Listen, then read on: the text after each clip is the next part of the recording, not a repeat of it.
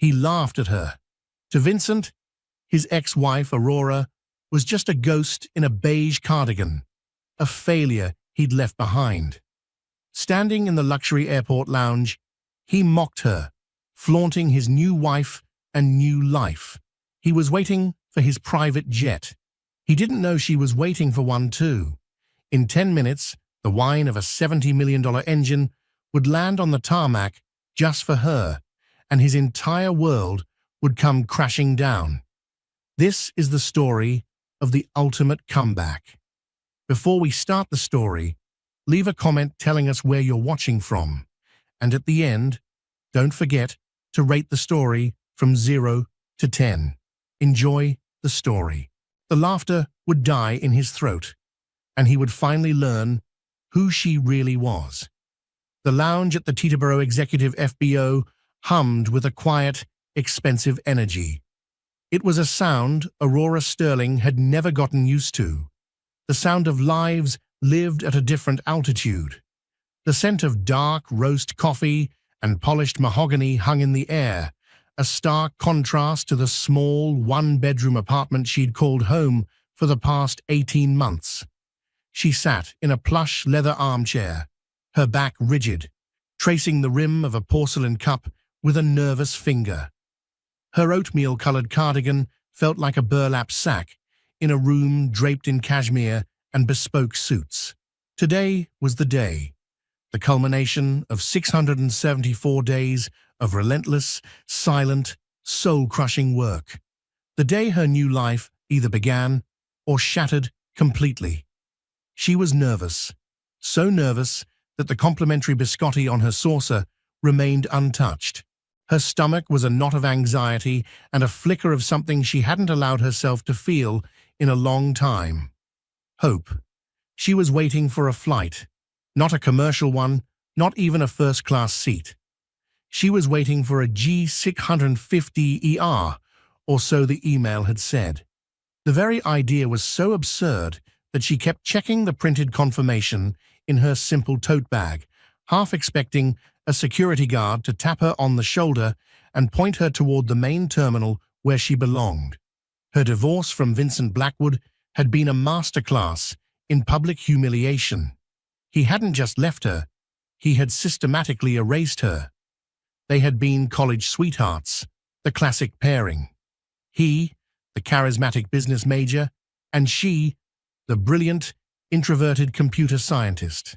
Together, they founded Helios AI, a company built entirely on the back of her revolutionary machine learning algorithm. Aurora had been the architect, the engineer, the very soul of the company. Vincent had been the face. He charmed investors, gave TED Talks on her work, and graced the covers of business magazines. Then came Chloe. Chloe Wilde was a decade younger, a social media influencer whose entire contribution to society seemed to be posting pictures of expensive things. Vincent, in the throes of a spectacular midlife crisis, decided Chloe was the upgrade he deserved. The divorce was brutal. Vincent's legal team, funded by the company she had built, painted her as a bitter, unsupportive, and replaceable cog in the machine. They argued that her algorithm, while clever, was just a piece of the puzzle.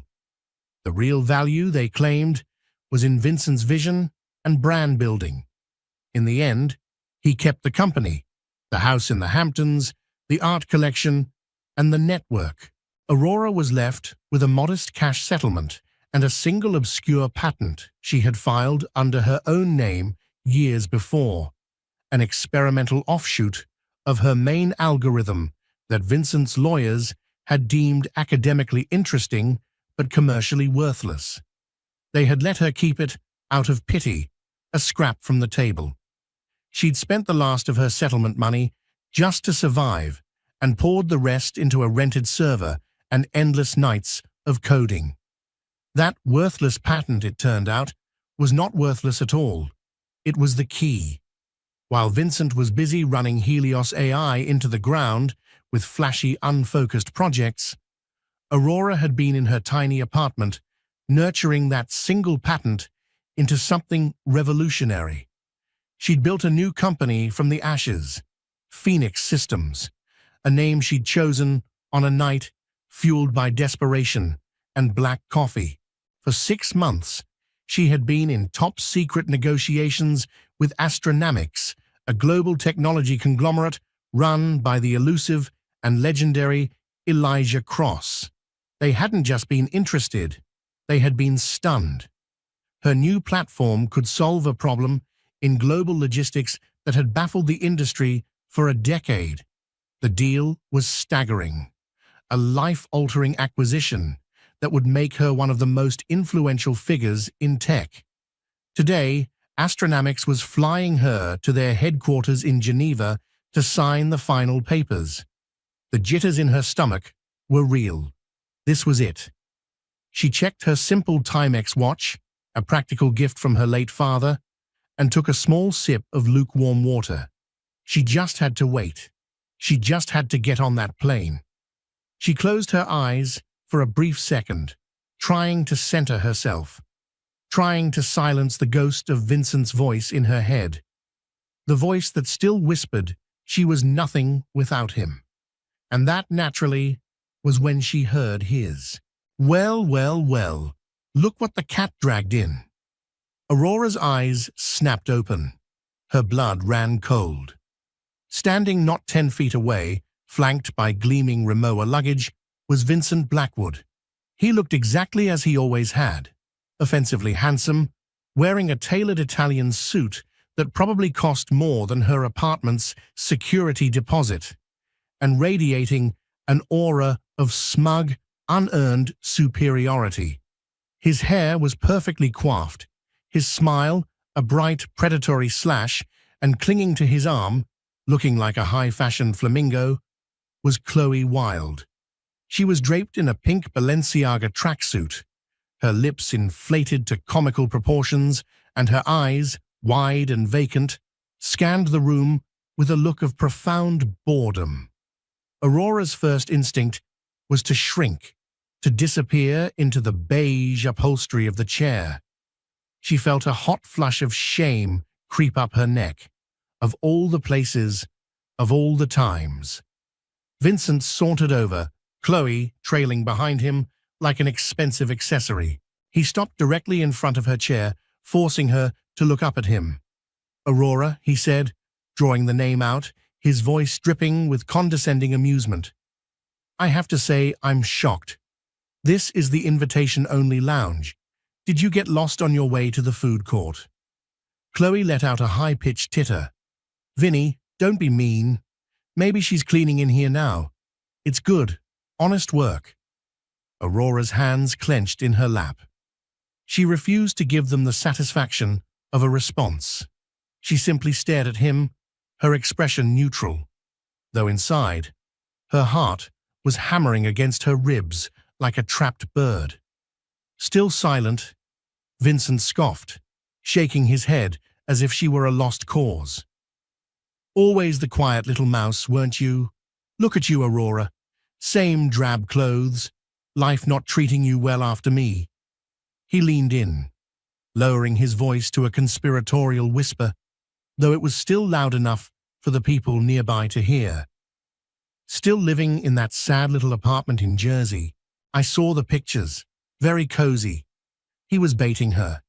He had always been a bully, someone who could only feel big by making others feel small, and she had always been his favorite target. "We," he said, gesturing dramatically to himself and Chloe, "are on our way to Aspen. A little thank you from our investors. Helios is landing a massive new round of funding. We're about to go stratospheric." Aurora hadn't read that. The only news she followed was the quiet collapse of Helios's stock price. Public records showed the company was hemorrhaging cash, burning through the goodwill she had built, and failing to innovate. Vincent was a salesman, not a builder, and he had sold a lemon. She knew from her contacts that he was desperately scrambling for funding, not celebrating it. He was lying, as always. "What about you?" he pressed, enjoying his performance. What brings you to Teterboro, meeting a new guy? Did you finally land one? Let me guess, is he a regional sales manager? A dentist? He laughed, a loud, braying sound that made a nearby woman in a Chanel suit look up in annoyance. Seriously, Aurora, he said, the fake pity in his voice making her skin crawl. What are you even doing here? You look completely out of place. Are you waiting for an Uber? This is the wrong building for that, sweetheart. He and Chloe laughed together. It was the sound that had haunted her nightmares, the sound of their shared betrayal. Aurora looked down at her hands, at the chipped nail polish on her right index finger from a late-night coding session. She took a deep, steadying breath. She had come too far to let him break her. Not here. Not today. She looked up, meeting his gaze evenly. Her voice, when it came, was quiet, but clear as a bell. I'm waiting for a flight, Vincent. Vincent's eyebrows shot up. A flight on what? A propeller plane to Poughkeepsie? You can't even afford a first-class ticket on United anymore, let alone a seat out of Teterboro. Vinny, Chloe whined, pulling on his arm. Stop talking to her. You're getting her little sad sack germs on your suit. Let's go get some champagne. In a minute, baby, Vincent said, patting her hand, his eyes still locked on Aurora. He couldn't stand that she wasn't crumbling. I'm just fascinated. This is like watching a nature documentary. The discarded mate trying to return to the watering hole. Aurora stood up. She was 5'5", and Vincent towered over her. But by standing, she reclaimed some small piece of her dignity. She picked up her simple tote bag, her knuckles white. You should go, Vincent. Your champagne is waiting.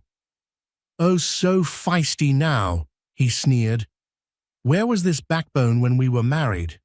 Oh, wait. I remember. You didn't have one. You were just the code monkey in the basement. I built that company, Aurora. I built it. And you? You're just a footnote. A footnote? Aurora repeated, the words tasting like ash. That's right. And now, if you'll excuse us, he said, taking Chloe's arm again, we have to prepare for our flight. Our ride's a beauty, a Citation Latitude, brand new. He began to steer Chloe away, but paused, looking back over his shoulder as a final parting shot. It's a shame, really. You had so much potential, but you needed me to make any of it matter. And now look at you. He gestured around the luxurious lounge again. A mouse trying to play pretend with the lions. It's just sad. He turned and walked away, his laughter echoing back to her. Aurora sank back into the chair, her legs trembling. The cruelty was so familiar, so precise. He knew exactly where to cut. For a terrifying second, she believed him. She felt small. She felt worthless. She felt like the footnote he declared her to be. The sting of Vincent's words sent her spiraling back to the damp, fluorescent-lit computer lab at Stanford, where they had first met. She had been a graduate student, head down in a complex thesis on neural networks. He had been a business student, cutting a swath through the campus with his charm and dazzling smile. He'd approached her, not with the awkward fumbling of her engineering peers, but with a confident, polished interest. I hear you're the one who can actually make this stuff work, he'd said, gesturing to her screen full of code. He hadn't been wrong. Aurora lived in a world of pure logic, a world where code was poetry, and algorithms were a language she spoke more fluently than English. Vincent, she learned, lived in a world of presentations, networking, and narratives. He didn't understand her work, not really, but he understood immediately its value. We're a team, Aurora, he used to say, back when his eyes were still genuine. You're the engine. I'm the steering wheel. We'll go places. And they did. She dropped her PhD to co-found Helios AI. Her parents had been worried, but Vincent had been so persuasive. They married in a simple courthouse ceremony. The first 2 years were a blur of all-nighters, cheap pizza, and the thrill of creation. Aurora coded and Vincent pitched. Her algorithm, which could predict consumer behavior with terrifying accuracy, was their golden goose. They secured funding, then more funding. The change in Vincent was gradual, then sudden. The steering wheel began to believe it was the entire car. He started referring to her work as our work, then my work. He was the one on stage, the one giving interviews. Aurora, who hated the spotlight, was content to stay in the background, to build, to solve. She was the chief technology officer, but at board meetings, Vincent would often cut her off. "Aurora's getting into the weeds," he'd laugh. "Let me give you the 30,000-foot view." He convinced her to put most of their joint assets into Helios AI stock, all under a complex holding company he controlled. "It's smarter for tax purposes," he'd assured her. She, who could model quantum data, found herself baffled by the corporate legal jargon and trusted him. It was a devastating mistake. The patent she'd kept was a fluke. It was for a side project, an idea she'd had about using her AI for predictive logistics instead of human behavior. She'd filed it herself on a weekend, paying the small fee with her personal credit card. She'd told Vincent about it, and he dismissed it. "Logistics? Boring. Stick to the moneymaker, Aurora. Stick to what we know." Then came the first signs of his infidelity. The late nights he couldn't explain. The scent of a perfume that wasn't hers. The sudden obsessive focus on his appearance. When she finally confronted him, finding a hotel receipt in his suit pocket, he didn't even have the decency to look ashamed. "It just happened, Aurora," he'd said, as if discussing the weather. "Chloe. She understands the pressure I'm under. She supports my vision." "And I don't," Aurora had whispered, the floor dropping out from under her. "You wrote the code," he'd snapped, the mask of the charming husband falling away to reveal the cold, ruthless man beneath. "The code is replaceable. I'm not. You're holding me back, Aurora. You're a weight." The divorce was his final brutal masterpiece. His lawyers, the best money could buy, systematically dismantled her contributions. They produced emails where Vincent directed her research.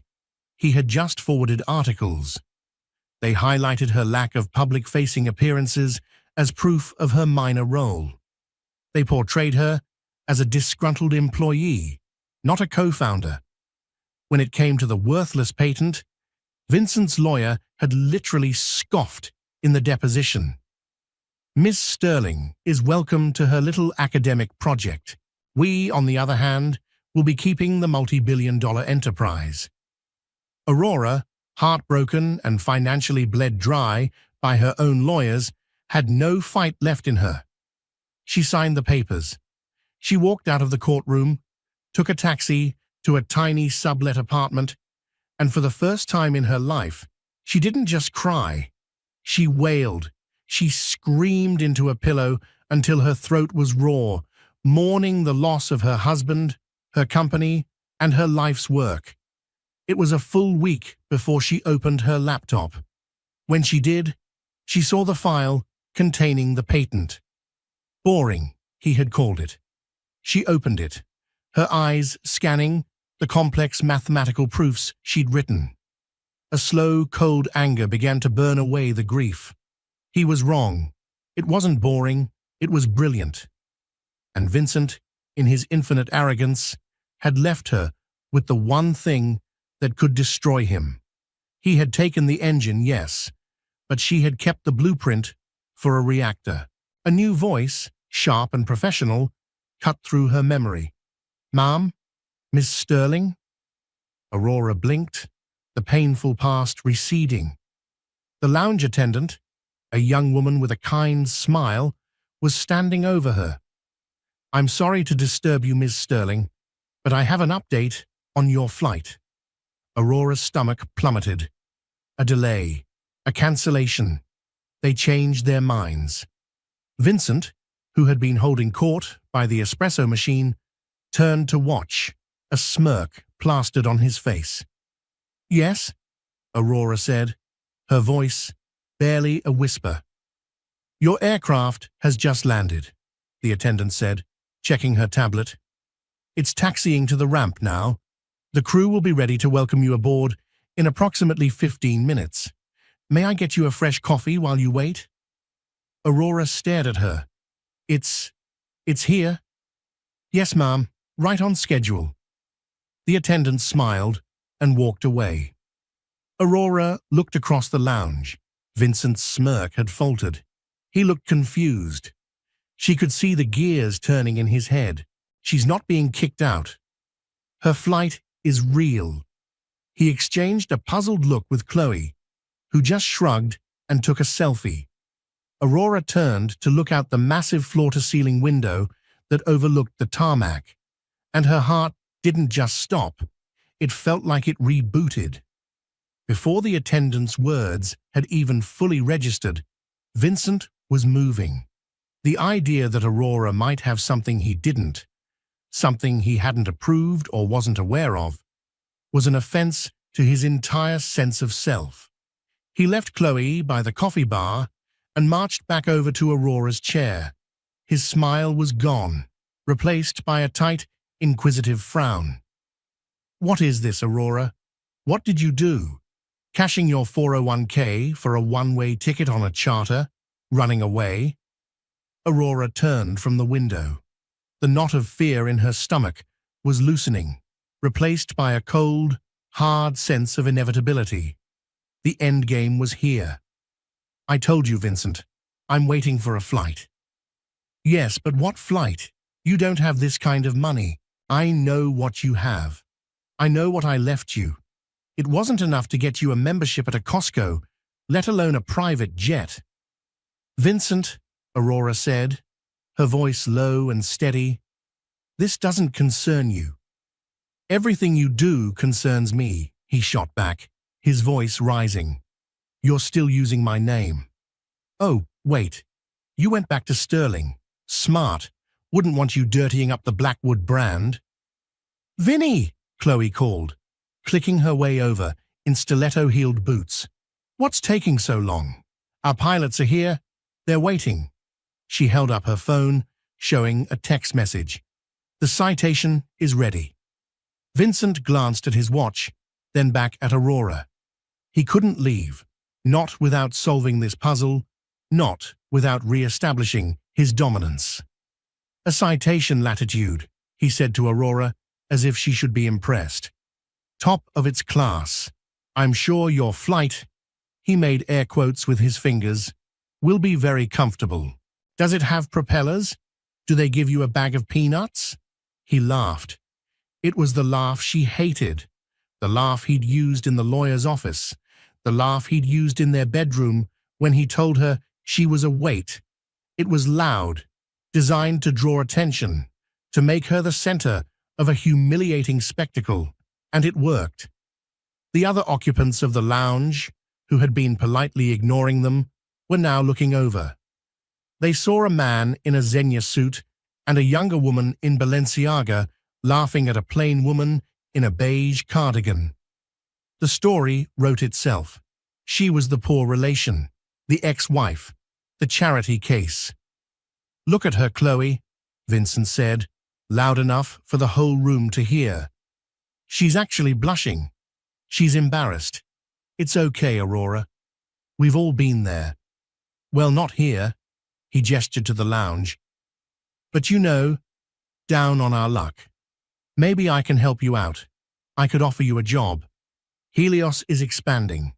We could probably use a junior coder or someone to fetch coffee. You were always good at that." The room was silent, save for Vincent's mocking chuckle. Aurora felt the stares of the other passengers like physical blows.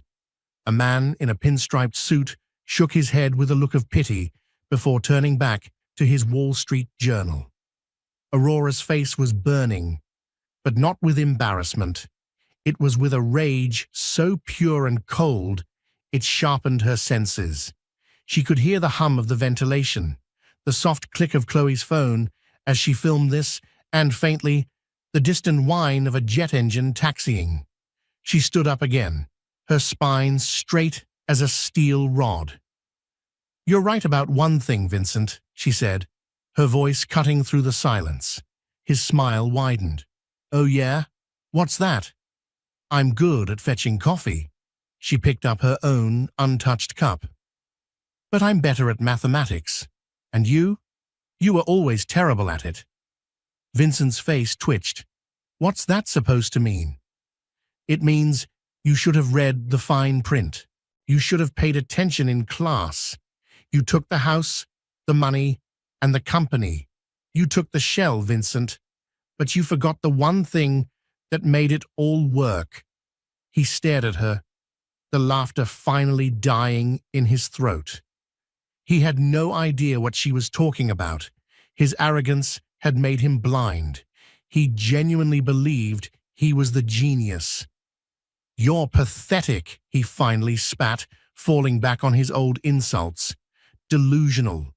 You're sitting here probably on a family pass from some pilot you're dating, trying to lecture me about my business. You're a joke, Aurora. You were a joke when we were married, and you're a bigger joke now." "Vincent, let's go," Chloe whined, tugging at his sleeve. "You're making a scene, and not the fun kind." "In a second," he hissed.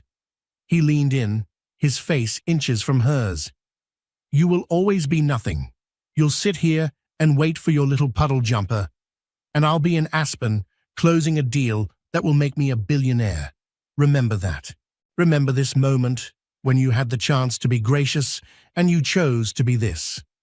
He turned his back on her, a final dismissive act. He and Chloe began to walk toward the doors, leading to the tarmac, their luggage gliding silently behind them. Aurora just stood there. She watched him go. She felt the eyes of the lounge on her. She was, in that moment, exactly what he'd called her, the laughing stock. She closed her eyes and counted to 5, focusing on the sound of the approaching jet. It was closer now, much closer. The journey from her apartment floor to this FBO lounge had been a brutal climb. After the divorce, Aurora hadn't just lost her company, she'd lost her identity. For weeks, she'd done nothing but dissect her worthless patent. Vincent's dismissal of it had been his single greatest error. He saw logistics, trucks, ships, warehouses.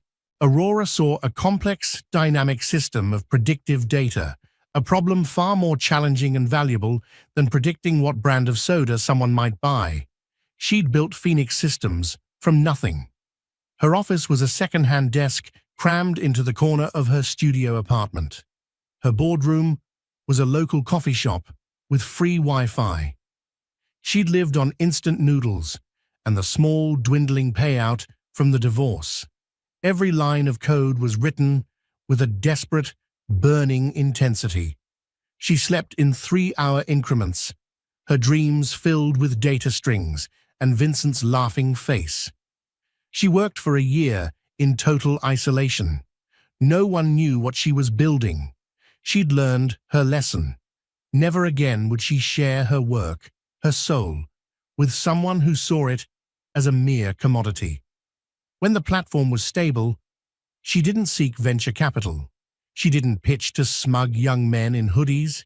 She used her last $1,000 to hire a patent lawyer and secure her new IP. Then she crafted a single perfect email. It wasn't sent to a venture capitalist. It was sent to the personal encrypted inbox of Elijah Cross, the reclusive visionary CEO of Astronomics. Cross was a legend, a man who had built a global empire on technology that actually worked, not just on hype. He was known as a ruthless but fair operator who detested the kind of visionary salesman Vincent pretended to be. Aurora hadn't expected a reply. It was a shot in the dark, a final, desperate flare. The reply came 6 hours later. My office, Zurich, tomorrow. Astronomics had sent a car. They had flown her, Economy Plus, to Switzerland. She'd walked into a boardroom that overlooked the Alps, her hands shaking, clutching her laptop. Elijah Cross wasn't a young man. He was in his late 60s, with sharp, intelligent eyes that seemed to see right through her. She didn't give a sales pitch. She just opened her laptop and ran the demonstration. She showed him how her AI, Phoenix, could analyze global shipping routes, weather patterns, manufacturing chains, and political instability in real time, predicting and rerouting supply chains with 99.8% efficiency. It was a program that could save a company like Astronomics billions. Cross and his team of engineers watched, silent, for 2 hours. They asked her questions, not about profit margins or marketing, but about her architecture, her data modeling, her predictive decay algorithms. It was the most thrilling conversation of her life. At the end, Cross closed her laptop for her. Ms. Sterling, he said, his voice gravelly, you haven't just built a better logistics program, you've solved the problem of global freight. What do you want? I want to build, she said, her voice shaking but firm. I want to see this work, and I want to ensure that Helios AI never benefits from a single line of my code again. Cross nodded, a thin smile playing on his lips. Helios AI, Blackwood's company. Don't worry about them. They're a ghost ship. They've been trying to win our primary logistics contract for a year, pitching us the very technology you invented. They just don't know how to make it work without you. They're irrelevant. The negotiations had been swift. Astronomics wouldn't just buy her program. They would acquire Phoenix Systems. They would make Aurora the head of their new global logistics division. The offer was staggering. It wasn't just wealth. It was generational wealth. It was the power to build, to create, to be secure for the rest of her life. And today was the signing. The flight to Geneva was the final step. Aurora's thoughts snapped back to the present. Vincent and Chloe were at the glass doors, chatting with their pilots. Their ride, the Citation Latitude, was parked on the ramp. It was a nice plane, no doubt, serviceable, but it was parked next to the aircraft that had just arrived for her. Aurora's gaze drifted past the Citation to the machine that had just silenced the tarmac. It was magnificent. It wasn't just a plane, it was a statement. A Gulfstream G650ER, the largest, fastest, and longest-range business jet in the world. Its body was a sleek, pearlescent white, its twin engines mounted at the rear like the shoulders of a panther. The Astronomics logo, a simple, stylized star, was painted elegantly on the high T-tail. It made the Citation look like a child's toy. The main door of the Gulfstream hissed open, and a set of polished aluminum stairs folded out, touching the tarmac with a soft, expensive thud. Two pilots in crisp, dark uniforms emerged, followed by a flight attendant in a sharp gray suit. Vincent and Chloe, standing by their own aircraft, had stopped talking. They were openly staring at the G650ER. My God, Chloe breathed, her voice carrying across the quiet ramp. Who is that for? That's bigger than the one the Kardashians use. Vincent was silent, his face a mask of confusion and envy. He knew planes. He knew exactly what that aircraft represented. It was $70+ million of go-anywhere, anytime power. It was the preferred transport of billionaires and heads of state. Back in the lounge, the kind-faced attendant approached Aurora again. Ms. Sterling, Your party is here to escort you. Aurora turned. Walking through the entrance from the reception area was a man she recognized. Elijah Cross's chief of staff, a formidable German named Damon Archer. He was dressed in a dark, perfectly tailored suit, his expression polite but intense. "Miss Sterling," he said, offering a small, correct bow. "A pleasure. Mr. Cross sends his apologies. He was held up in Singapore. He will meet you directly in Geneva. We are ready for you, if you are." "Thank you, Mr. Archer. I'm ready," Aurora said. She picked up her simple tote bag. Damon Archer gestured to the glass doors leading to the tarmac. "After you." Aurora began to walk. The entire lounge was watching her. The man with the Wall Street Journal had lowered his paper completely. Her path took her directly past the espresso bar, where Vincent and Chloe were now rushing back inside, their faces a picture of utter disbelief. Vincent grabbed his pilot's arm. "Is there a mistake? Who is that plane for?" The pilot just shrugged. "No mistake, Mr. Blackwood. That's N400 AD, Astronomics flagship. She's here for a Miss Aurora Sterling." Vincent's head snapped toward Aurora. His mouth opened, but no sound came out. The blood drained from his face, leaving him a sickly, pale gray. Chloe looked from Vincent to Aurora and back again. "Aurora Sterling? Vinny, what is going on? That's not possible. She's a nobody." Aurora didn't stop walking. She walked past the espresso bar, past the staring receptionists, and toward the door. Damon Archer held it open for her. As she passed, she was now only feet from Vincent. He was trembling, his arrogant composure completely shattered. "Aurora," he stammered, his voice a whisper. "Aurora, what is this? Is this a joke? Who are you with? What did you do?" Aurora paused, her hand on the door. She looked at him, not with anger, not with pity. She looked at him with the cool, detached gaze of a scientist observing a failed experiment. "I told you, Vincent. You were always terrible at math. You thought you had the whole equation." "What? What are you talking about?" he whispered, desperate. "You took Helios. You kept the brand. You kept the offices. But the algorithm that ran it, my algorithm, it had a kill switch, Vincent. A back door I built in just in case. The one you and your high-priced lawyers never found." Vincent's eyes widened in dawning horror. What? What did you do?" "I didn't do anything," Aurora said calmly. "The code just expired. The core logic was designed to decay and become obsolete after 2 years without my maintenance key. That was... let me see." She tapped a finger to her chin. "About 6 months ago, right around the time your stock began to tank. Right around the time Astronomics pulled their contract bid from you. They don't like investing in ghost ships." She had just used Cross's own words. The realization hit Vincent like a physical blow. It wasn't just that she had succeeded. It was that she was the reason he was failing. His company wasn't just struggling, it was an empty shell. And she held the key. He wasn't on his way to Aspen for a new round of funding.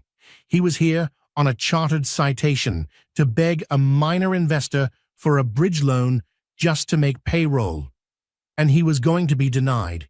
He was ruined, and she had done it.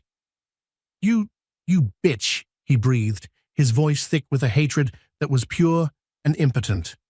Chloe just stared, her mouth agape. "But he's..." Aurora didn't grace the insult with a response. She simply turned away from him, pulling her tote bag onto her shoulder. "Mr. Archer," she said, "I'd like to go now. I have a signing to get to." "Of course, Miss Sterling. This way." Damon Archer guided her out the door. The crisp November air hit her face. It smelled like jet fuel and freedom. Aurora stepped onto the tarmac. The ground beneath her feet felt solid. The whine of the G650ER's auxiliary power unit was the most beautiful sound she had ever heard. It was the sound of her future. She walked across the tarmac, Damon Archer by her side. The flight attendant was waiting at the bottom of the stairs, smiling. "Welcome, Miss Sterling. We have your preferred tea, the Silver Needle, and the briefing for your flight to Geneva." "Thank you," Aurora said, her voice steady. She put her foot on the first step. Behind her, she heard a commotion. "Aurora, wait! You can't."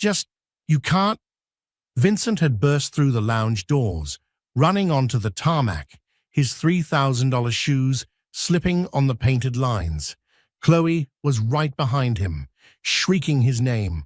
An FBO security guard was already moving to intercept him. "Aurora, please," he shouted, his voice cracking with desperation. "We can fix this. We can be partners again. I'll get rid of her. We can have it back like it was. I need you."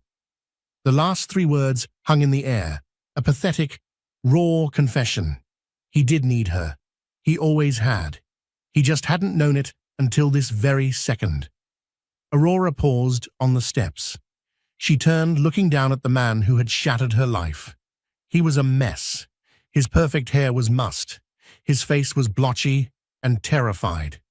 The security guard had him by the arm, but he was still reaching for her. She looked at him, the man she had once loved, the man who had called her a footnote, and she felt nothing. No, that wasn't true. She felt a profound, deep, and final sense of release. The ghost that had haunted her was finally gone. "Goodbye, Vincent," she said. Her voice was quiet, but it carried. It was a final judgment. She turned her back on him for the last time. She walked up the remaining stairs and into the cabin of the Gulfstream. The interior was a cavern of cream leather, polished dark wood, and soft, indirect lighting. It was quiet, peaceful. The flight attendant pulled the heavy door shut, and the latch engaged with a solid, satisfying thunk. The noise of the tarmac and Vincent's desperate shouts was cut off completely. Aurora sank into a seat that felt like a cloud. The flight attendant handed her a warm towel. "We are cleared for takeoff, Miss Sterling. We should be in the air in 5 minutes." Aurora nodded, fastening her seatbelt. She looked out the large, oval window. She saw Vincent, a small, defeated figure, being escorted back into the lounge by security. She saw Chloe standing frozen by the citation, her hands over her mouth. Then the massive Rolls-Royce engines of the G650ER spooled up. The jet began to move, gliding smoothly away from the FBO. It taxied to the runway, paused for a moment, and then, with a powerful, breathtaking roar, it accelerated. Aurora was pushed back into her seat as the plane lifted off the ground, climbing steeply into the bright, clear sky. She watched as Teterboro, then New Jersey, then the entire messy, painful chapter of her past shrank away beneath her, disappearing into the clouds. She was flying toward Geneva. She was flying toward her future, and she was finally free. The Gulfstream G650ER did not so much climb as ascend. It was a quiet, relentless push against gravity, a smooth, vibration-free transition from the Earth to the stratosphere. Aurora was pinned gently to the plush, cream-colored leather, a sensation so different from the rattling, jostling flight of a commercial jet. Below her, the patchwork of New Jersey dissolved into a blur, then was obscured by a flawless white blanket of clouds. The sun, bright and unfiltered at 41,000 feet, filled the cabin with a clean, antiseptic light. For the first 10 minutes, she didn't move. She just stared out the window, her heart rate slowly returning to normal. The image of Vincent's face, pale, terrified, and distorted by his own desperate shouts, was burned into her memory. She had expected to feel a rush of triumphant joy, a giddy, vindictive pleasure. Instead, she felt quiet. It was the profound, echoing silence of a heavy iron door clanging shut on a prison cell, a cell she hadn't even fully realized she was in. "Miss Sterling?" Aurora turned. The flight attendant, a poised woman with a soft Scandinavian accent, was smiling at her. "May I offer you something to drink? We have a 2008 Dom Perignon on ice, or I can prepare that silver needle tea you requested." Aurora looked down at her beige cardigan, at the simple tote bag at her feet. "The tea would be lovely. Thank you, Stella," she said, reading the attendant's name badge. A moment later, Damon Archer emerged from the forward cabin, holding a sleek, leather-bound binder. He took the seat opposite her. He was not a man for small talk. "A good departure," he stated, placing the binder on the polished table between them. "Mr. Cross asked me to brief you en route. He felt it best you arrive prepared." "Prepared for what, exactly?" Aurora asked, accepting the delicate porcelain cup of tea from Stella. "For the scale of your new operation," Archer said. He tapped the binder. "This is not a simple acquisition, Ms. Sterling. This is a corporate realignment. Astronomics is not just buying Phoenix Systems. We are building our entire global logistics division around it, and around you." He opened the binder. The first page was an organizational chart. At the top, in a simple bold box, was Elijah Cross. Directly beneath him was a new corresponding box, Astro Global Dynamics, AGD. And inside that box, one name, Aurora Sterling, Director. Aurora felt her breath catch. This was not a middle management position. This was not a team lead role. The chart showed nearly 400 employees across 3 continents, in Hamburg, Singapore, and Los Angeles, who would, as of 0900 tomorrow, report to her. "This is," she began, her mind racing. "This is significantly larger than I anticipated." "Mr. Cross does not do things in small measures," Archer said, his face unreadable. "He is not buying your past work. He is investing in your future potential. The financial package you agreed to is, of course, secure. But this is the work." He turned the page. It was a budget proposal. The numbers were so large they looked like typos. The allocation for R&D alone was more than the entire valuation of Helios AI at its peak. "Your first directive," Archer continued, "is to integrate your Phoenix platform into our existing infrastructure. Mr. Cross has authorized a complete server overhaul. You will have carte blanche.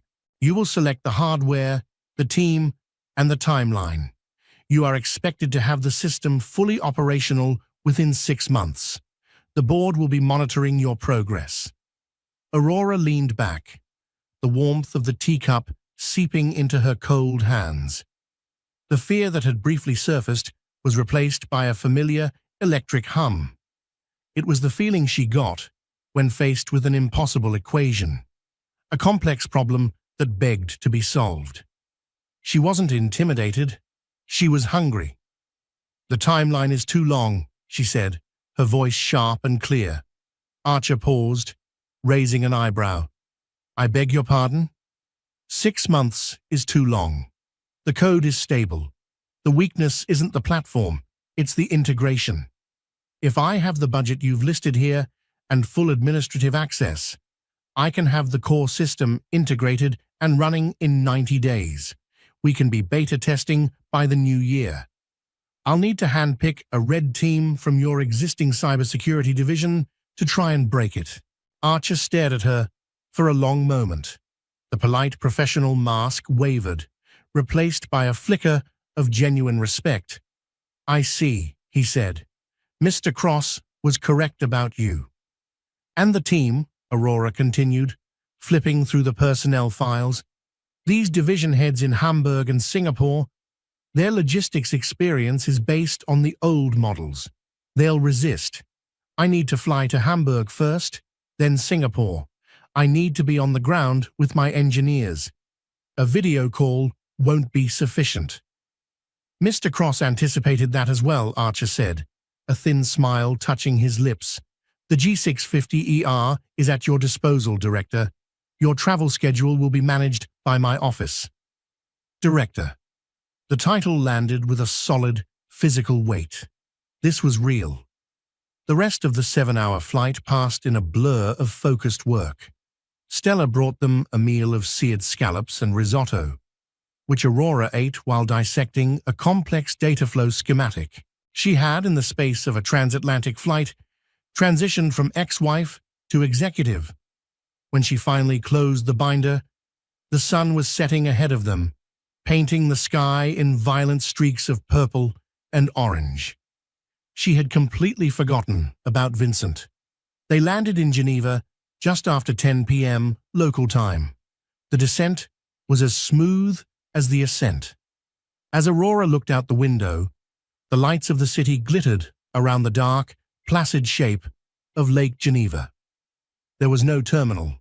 The jet taxied to a private silent hangar where a black Mercedes Maybach S-Class was waiting, its engine purring. Mr. Cross is waiting at the headquarters, Archer said, ushering her from the jet stairs directly into the back of the sedan. The air was cold, crisp, and smelled of pine. The drive was silent. Aurora watched the immaculate, ancient city roll by. In the seatback pocket, a tablet was displaying international news. A headline from the Financial Times caught her eye. Helios AI stock in free fall as CEO Blackwood faces crisis of confidence. She tapped it. The article was brief and brutal. The stock had halted trading after plummeting 68% in a single day. Rumors of a catastrophic systems failure, coupled with the loss of a major potential contract, whispered to be with conglomerate Astronomics, had gutted the company's value. Analysts were raising long-dormant questions about the company's core IP, which many believed was tied to co-founder Aurora Sterling, who left the company years ago. CEO Vincent Blackwood was unavailable for comment. Aurora switched off the tablet. It was done. The equation was balanced. There was no joy, only a quiet, logical finality. The Astronomics headquarters was a blade of dark glass and steel that rose from the lake's edge. It was a building that radiated power. They were escorted not to a waiting room, but directly to the penthouse floor. The office was vast, a minimalist expanse of stone and glass overlooking the entire city. Elijah Cross stood from behind a massive, empty desk. He was, as she remembered, imposing. He wore a simple black turtleneck and grey trousers, but he commanded the room. "Ms. Sterling," he said, his voice a low gravel. "Good flight?" "Productive," Aurora said, shaking his offered hand. His grip was firm. "So," Cross said, "Archer tells me you believe you can beat our timeline by 3 months." "I know I can," she replied. "Good." Cross gestured to the desk. A single thick document and a pen were laid out. "Our lawyers are present, but I find them tedious. I will summarize. This document gives you full control of the Astro Global Dynamics division. Your compensation is as agreed. Your budget is as stated. Your authority is second only to mine. You will succeed or you will fail entirely on your own merits. I do not tolerate excuses, and I do not reward failure. I do, however, reward results. Do we have an understanding?" This was a world away from Vincent. With his empty charm, his stolen credit, his promises of vision. This was a stark, cold, and thrilling meritocracy. "A perfect understanding, Mr. Cross," Aurora said. She picked up the pen. It was heavy, made of cold, black metal. She found the signature line, Aurora Sterling. She signed her name. Her handwriting, once small and precise, now looked bold, the ink flowing thick and dark on the heavy paper. "Excellent," Cross said. He did not smile. He simply nodded. The deal concluded. "Welcome to Astra, Director Sterling." He buzzed his intercom. "Archer, take Director Sterling to her residence. Have our tailor meet her there in the morning and clear my schedule for 0900. I want to be at her first briefing." "Yes, sir," Damon Archer said. He turned to Aurora. "This way, Director." As Aurora followed him out, she paused at the door, catching her reflection in the dark glass. She saw a woman in a practical, worn beige cardigan, her hair pulled back in a simple tie, her face pale with exhaustion. But her eyes were different. They were sharp, focused, and utterly devoid of fear. Cross spoke one last time without turning around. "Oh, and Director Sterling." "Yes, Mr. Cross?" "That cardigan. Burn it. You're not a footnote. You're the one writing the book." Aurora nodded, a small, sharp smile touching her lips for the first time. "Consider it done." She walked out of the office, the heavy doors closing behind her. Not on a new life, but on a life she had finally, fully claimed for herself. The work was just beginning. Aurora's story isn't just about the jet. It's about the silent work, the quiet pain, and the incredible strength that builds when no one is watching. She proved that success isn't about the noise you make or the credit you take. It's about the foundation you build. The world and the people in it may try to tell you you're a footnote, but the future always belongs to those who, like Aurora, have the courage to build their own wings. What did you think of Aurora's ultimate comeback? Was Vincent's downfall deserved? Let us know your thoughts in the comments below. If you enjoyed this story of justice and resilience, please hit that like button, share this video with someone who needs to hear it, and don't forget to subscribe for more. Welcome Millionaire Lifestyle Story.